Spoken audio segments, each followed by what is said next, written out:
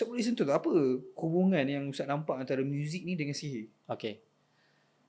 Apa intipati ataupun apa lirik dalam muzik tersebut? Hmm. So dia lebih kepada lirik, bukannya bunyi tersebut. Bunyi Cara pun sama juga, dia ada frekuensi. frekuensi dia kan? Ya, dia frekuensi tenang atau frekuensi yang hard ke. Okey, badan manusia dia ada frekuensi. Jin ada frekuensi dia sendiri. Bila mesh, itu yang kadang orang boleh nampak. Dia boleh kena gangguan, dia boleh mesh, dia boleh sama. Sebab tu contohnya, Isyah paling mudah. Orang yang marah tak terkawal. Akhirnya jadi apa? Isim kan, macam tak sedar kan, kena gangguan kan. Sebab apa? Bila dia marah pandang baran tu, dia marah tanpa terkawal, maka frekuensi dia sama dengan frekuensi jin tadi tu dan dia boleh mesh. Dan kalau terlalu sedih pun boleh kena mesh juga? Betul? Dia ada label-label lah. Faham. Dia gitu. Okey.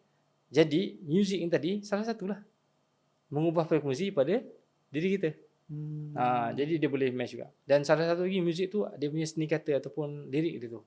Dia macam pujaan dan sebagainya. Betul. Tanpa kita sedar. Tu kena hati-hati tu. Sebab tu, okey, saya cerita asas tentang apa rawatan yang kita boleh terima yang mengatakan dia adalah syar'i, mengikut syar'i. Pastikan ada 4 benda ni. Yusuf ke atau siapa saja penonton, kalau nak pergi buat rawatan, pastikan 4 benda ni baru betul dia perbuatan Islam ataupun perbuatan ikut syar'i lah. Okey, yang pertama, niat yang betul. Yang kedua, bacaan yang betul. Yang ketiga, perbuatan yang betul. Dan yang keempat, bahan yang betul. Okey, saya sentuh. Niat yang betul. Kita tak tahu perawat tu niat betul ke tak apa. Kita sangka baik je. Memang dia nak rawat aku, memang untuk rawatan lah. Okey, pergi pada yang berdua. Bacaan yang betul. Dengar dia baca betul tak? Macam Isa cakap dia kan, bawa mak tadi. Baca betul tak? Ni baca Quran ni. Okey, betul. Okey, so boleh accept lah. Okey. Lepas tu yang ketiga, perbuatan yang betul. Perbuatan dia tu macam mana? Dia ada buat style pemujaan ke? Ataupun dia suka-suka sentuh? Dia perawat lelaki, dia perempuan suka pegang mana-mana pun. Tu tak ikut syar'i tu. Dia tak ada alas, tak ada pakai sarung tangan ke ataupun tak ada pakai kain tebal untuk alas untuk sentuh. Kalau tak perlu sentuh, tak perlu sentuh. Tapi kalau perlu sentuh, baru perlu sentuh. Okey, contoh perlu sentuh. Habis kalau dah kerasukan, jadi harimau, guling sana guling sini, takut dia cedera ke apa, kita kena pegang on the spot. Tapi pegang pun dah kadang beralas, pakai sarung tangan. Okey. Lepas tu, yang keempatnya adalah bahan yang betul. Okey, bahan yang betul tu kita tahulah, jangan pakai macam darah, najis apa semua tadi tu, tak boleh lah. Saya sentuh bab yang bacaan yang betul tadi. Bacaan yang betul ni ada 4 yang dibenarkan. Termasuk dalam bacaan yang betul ni. Bacaan Al-Quran, bacaan daripada hadis Nabi SAW, ayat hadis Nabi. Contoh, yang tadi ayat penggerak tu. Bismillah itu hadis Nabi, dia bukan Al-Quran. Okey. So, yang ketiganya tadi ayat Quran, hadis, zikir-zikir. Zikir-zikir. Boleh dibacakan. Dan tak sepanjang Muslimin apa kan. Itu ayat Quran juga sebenarnya. Tapi jadikan zikir. Boleh bacakan untuk rawatan. Dan akhir sekali, bacaan-bacaan dalam bahasa kita pun, tapi tak mensyirikkan Allah, boleh digunakan. Okay, sebagai contoh. Saya sebelum rawatan contohnya, kita sebut secara jelas depan orang tersebut. Ya Allah, aku mohon keizinan bantuan dan pertolongan-Mu. Ya Allah, sembuhkanlah pesakit ini daripada segala bentuk penyakit yang zahir dan batin, jasmani dan rohani. Sama ada penyakit akibat gangguan iblis, syaitan jin, malalus, saka, sihir, santau, asyik, al-ain dan sebagainya. Itu bahasa Melayu. Ada mensyirikkan Allah kat situ? Tak ada. Itu adalah doa betul. Itulah dia. Boleh kan? So 4 ni. Tapi problem with ayat Quran tu sebab Rahman tak tahu. Betul. Dia tak tahu orang tu baca. Dia dengar bahasa Arab aja. Padahal Arab yang dahsyat kan betul, sihir betul, betul. Gitulah. Bila saya dapat dengar first time masa Ustaz Fadil Rosli cakap Arab lah yang paling dahsyat sihir, saya terkejut. Saya ingat dia orang yang paling betul pun. Sebab dia memang tu permainan dia salah satu. Itulah keadaan dia. Okey. So itulah mana bacaan tu pun, lirik tadi tu, tanpa kita sedar kita pun nyanyi kan. Padahal kita sedang membacakan satu benda ayat yang memuja benda lain. Tapi macam Ustaz, macam saya pernah ni, baik perkataan saya pernah ni. Saya macam pernah lah experience dengan pelbagai jenis rawatan.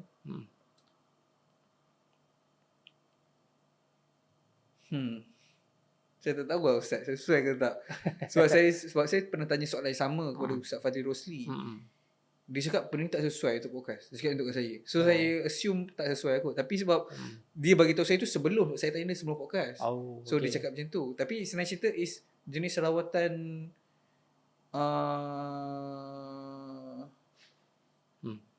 jenis rawatan apa yang common yang Ustaz boleh bagi tahu yang macam ni tak patuh syariah yang paling ramai orang tahu dia patuh? Maksudnya benda tu tak boleh sebenarnya. Tak boleh, tapi ramai orang guna sebab dia ingatkan ni sebenarnya boleh. Menurun? Ha? Menurun? Menurun? Tak apa tu? Apa Masukkan jin dalam badan? Oh. Okey. Okey, menurun ataupun bedah batin? Pemudahan batin? Pemudahan batin Bedah batin. Macam mana tu? Okey, contoh. Contoh Yusuf ada sakit kat perut. Okey, nanti datang pada perawat tu. Nanti perawat tu bacakan apa, and then dia buat macam bedah betul-betul. Kita akan rasa benda tu potong. Padahal tak ada pegang pun. Dia macam ada pisau dia dalam gaib, potong. Dia rasa sakit tu, potong. Kena bius, rasa bius lah. Gitu. Dia ada alat apa semua lah. Kalau dia tak rasa? Biasanya akan rasa lah. Kalau tak rasa tu lain lah. Lain lah. Dia biasanya akan rasa tu bedah batin. Sebab apa? Ada bantuan jin kat situ. Tu tak dibenarkan. Ataupun, apa lagi Okey, saya pernah rawat, ada seorang patient ni, dia cerita pada saya. Dia pernah buat rawatan yang mana perawat tu jilat badan dia. Perempuan. Lain macam. Ada? Pernah. Time tu kenapa awak pergi kat situ? Saya tak tahu pun macam itu. Dan time tu saya tergamam. Saya macam dipukau, dia kata. Macam dipukau. Jadi, lepas tu saya baru sedar. Macam, apa dia buat kat aku? Tu ada juga. Okey, Ustaz. Kita satu sikit. Pukau ni Ustaz. Saya pun agak terkejut sebab baru-baru ni family saya kena pukau ni. Pukau, okey. Pun common juga kat Malaysia yang kena pukau. Ya, betul. Pukau. Macam mana benda ni berlaku Ustaz? Dia punya mekanisme dia, saya tak faham. Okey. Bantuan jin lah. Itu je. Dia ada bacaan dia. Dia ada baca mantra dia tu. Panjang pendek ke ikut ilmu apa yang dia ambil tu. Lepas tu dia bacakan. Dia melalui banyak cara. Tak payah sentuh. Pandangan mata dengan mata. Tu yang paling bahaya macam mana? Okey, dia ada medium-medium juga. Kalau pukau ni, melihat pandangan mata, ataupun dengar suara, ataupun sentuhan. So 3 medium ni. Okey, contoh, ada orang pukau, dia sekadar tengok mata je. Tunduk daripada orang tu tunduk pada dia. Ada orang dia cakap je. Dia cakap, orang tu tunduk pada dia. Ada satu sentuhan, dia kena sentuh. Sentuh ke salam ke, terus orang tu tak ingat. Kan? Macam tu. Okey. So, pukau ni digunakan jin lah. Okey, dia gunakan jin. Jadi jin tu yang bekerja untuk menghayalkan orang tersebut. Untuk menghayalkan orang yang dipukaukan tu lah. Jadi dia akan dengar apa saja A to Z, apa yang orang tu nak, dia follow je lah. Itu. Okey, sebenarnya ada satu petua ataupun ilmu lah untuk mengelakkan benda kita kena pukau. Contoh, saya ambil satu situasi. Di kaunter cashier. Saya bagi situasi boleh Ustaz? Okey, silakan. Sebab ni family saya kena. Okey, baik. Okey. Keluar ATM, keluar dari bank. Pergi bank. Ni common kan? Okey, baik. Orang tu dah tunggu kat luar bank, dia usah tunggu siapa yang keluar macam banyak cash kan. Betul. Keluar. Lepas tu dia tahu-tahu dia dah dalam kereta, tapi duit tu dah tak ada. So di antara tu dia tak sedar apa yang berlaku. Okey. Tengok balik CCTV. Dia bagi duit tu dekat orang tu. Okey, Kat tapi luar dia tak bank. sedar. Tapi dia tak sedar benda tu sebab dia fikir mana bagi duit kan tiba-tiba dah dalam kereta. So macam mana tu Ustaz bagi? Okey, baik. Dia begini. Pertama sekali sebab tu kita ada amalan harian kita setiap hari yang mana kita kena bacakan supaya sepanjang hari itu kita terlindung. Okey, pertama ayat penggerak tadi. Berdasarkan hadis Nabi SAW, Surah sabda, siapa yang bacakan ayat penggerak ni, kan, 3 kali waktu pagi dan 3 kali waktu petang, satu hari itu Allah Ta'ala akan lindung dia daripada sebarang bentuk kemudaratan. Okey, itu memang amalan harian kita.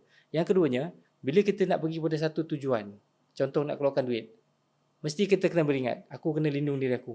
Orang jahat mata kata, tak tahu apa nak buat kejahatan pada kita. Maka kita berlindung dengan Al-Mu'awwizat. Al-Mu'awwizat ni maksudnya Al-Falaq dan An-Nas. Kalau Al-Falaq dan An-Nas, kita baca dulu. Kita pergi. Dan insyaAllah ketika orang nak buat kejahatan pada kita, contoh pukau pun sama, dia tak akan boleh buat. Dia akan terputus. Sebab itu ayat pengutus sihir. Pukau tu sebagai sihir. Jadi maka dia akan terputus, dia akan. Dia baca tak adik. Walaupun 3 medium tadi digunakan. Pandangan mata, dengar ataupun sentuh. Dia tak akan jadi. Okey, sebagai satu last lagi tambahan. Sebagai contoh. Contoh satu situasi lain, berada di cashier.